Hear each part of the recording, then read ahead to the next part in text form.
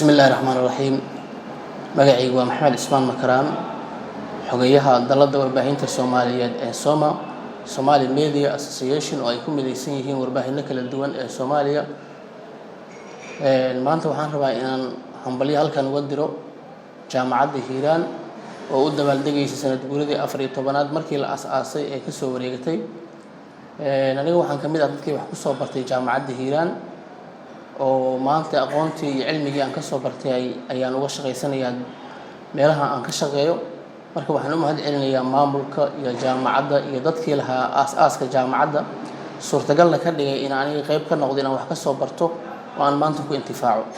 waxaan hambalyo leeyahay dhammaan macallimiinta iyo maamulka jaamacadda Hiiraan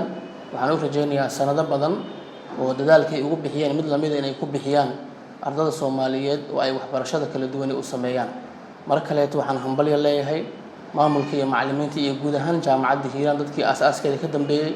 عليه همبليو إن شاء الله وحن عليه ذيك جبرية إن يدينكم نبض قبطان